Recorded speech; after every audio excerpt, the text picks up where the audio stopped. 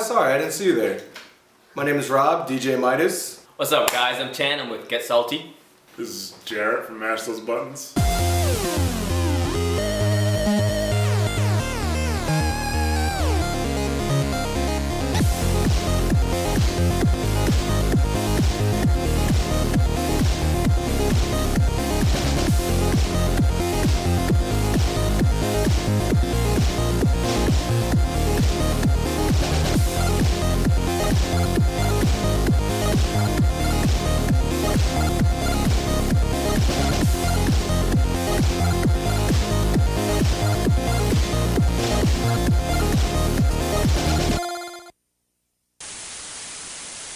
First-person shooters, they were really exciting games that everybody was able to get a grasp on. It wasn't anything complicated about it. It's something that, you know, you could really just bring over a friend and they'd enjoy watching it. It has the casual level that everybody can enjoy, you shooting your friends and whatnot, but it also provides the depth that keeps you coming back for it. A fun game where you're just going around blowing stuff up and, you know, killing people hopefully.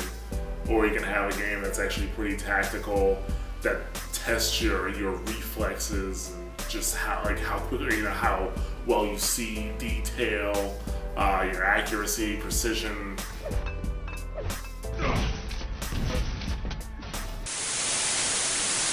Alright, so Wolfenstein is, to my knowledge, the grandfather of shooting games. I actually never played it because that's just way too old. And Whoa! Wasn't a huge fan of Wolfenstein. Definitely played it when I was younger. I do recognize it as one of the grandfathers of first-person shooting.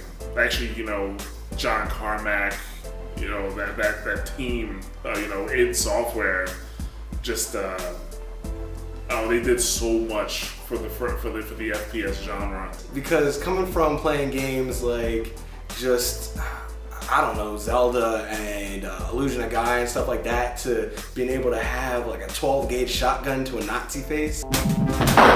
Whenever I played it hyped me up. It hyped me up. I was like, yeah, that's right, bitch. Yeah, that's right. Pow, pow, pow, pow, pow, pow.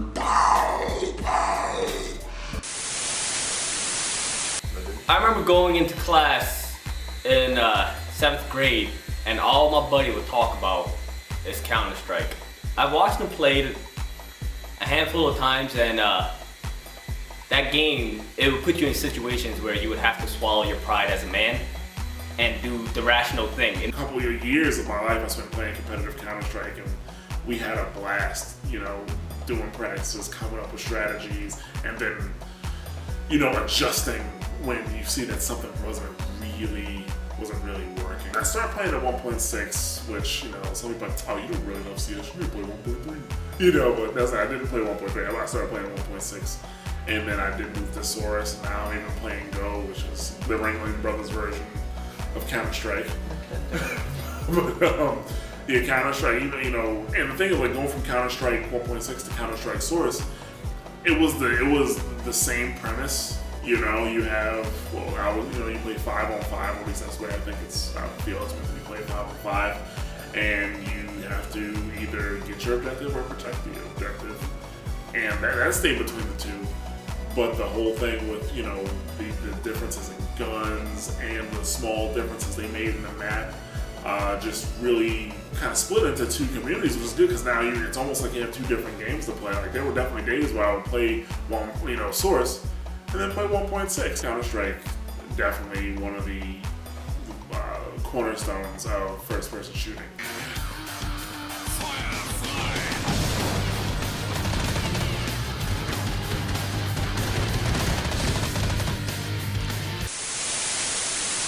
Duke Nukem 3D, I ended up renting it from Blockbuster. Actually, no, it was East Coast Video back then when I first picked up the game.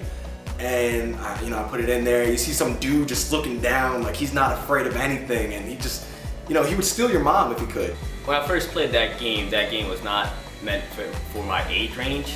I mean, that game turned me into a man of some sort. No, I did understand what was going on. You know, you definitely understand what was going on. going to a strip club and handing dollar bills to the chicks on the stage. That's how I learned. That is how I learned that. That's how strip clubs work.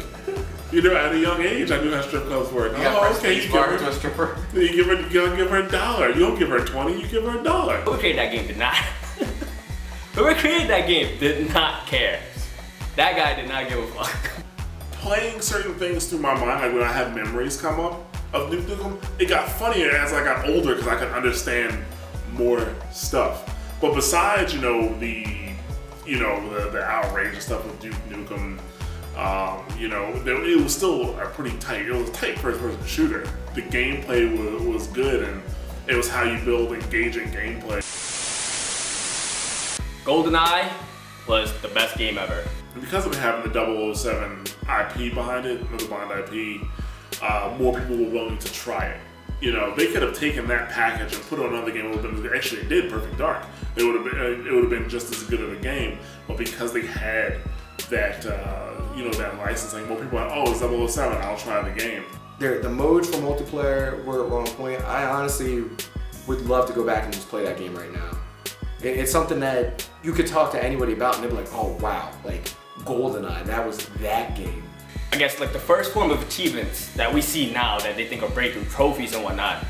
The incentive for you to keep playing were that it unlocked new modes, new guns, just for say beating a mission in like 2 minutes or doing it without using your gun and some other shit like that.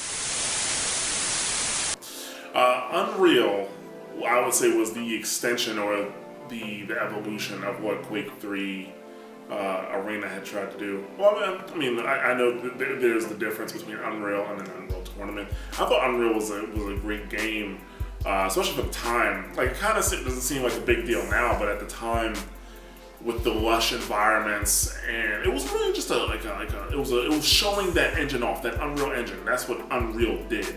Like the lush environments and the enemies and how smoothly the engine was with the weapons and the weapons effects. Like that's what Unreal was about, if you ask me. It was a showcase for the engine. I loved the Unreal Tournament.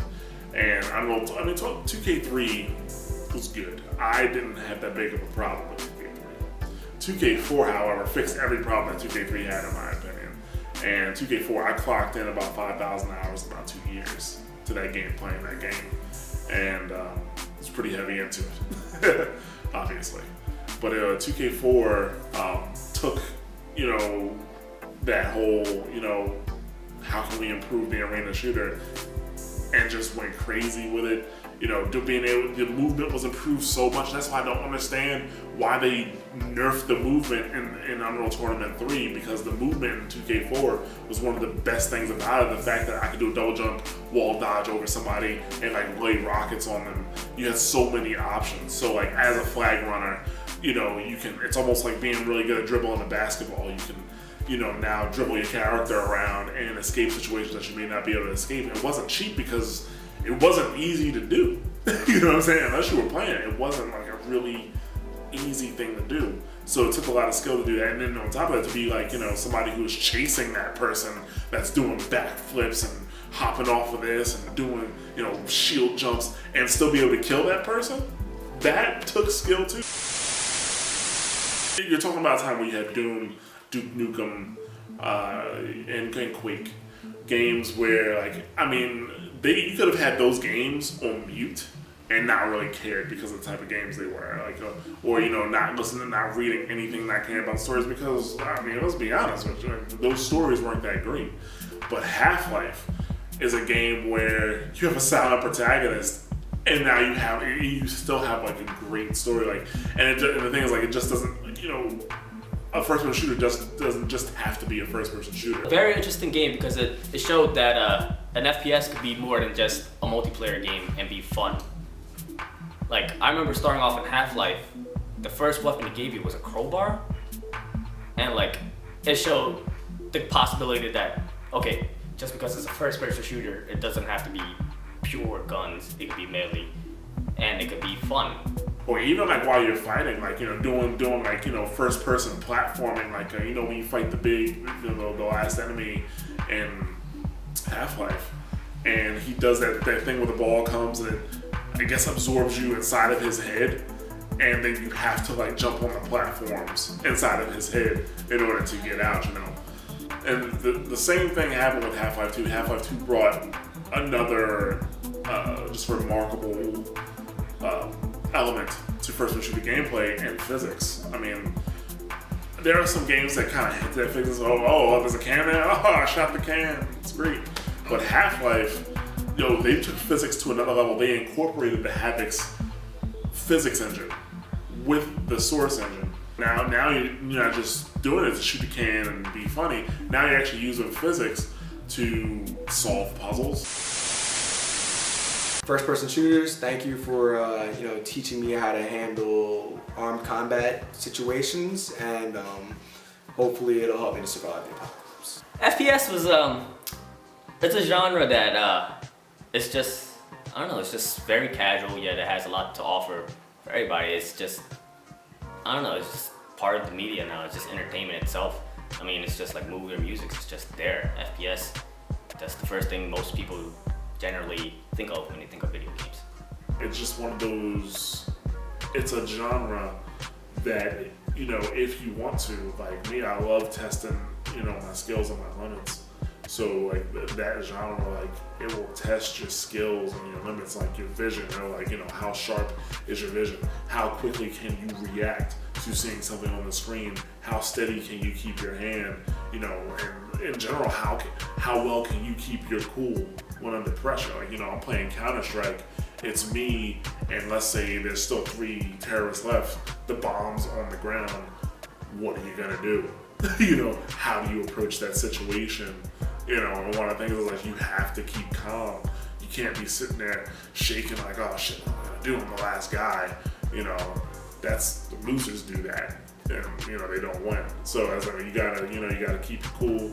You gotta go in, have a game plan, be accurate, and take those shots. And you can really push yourself when it comes to first-person shooters.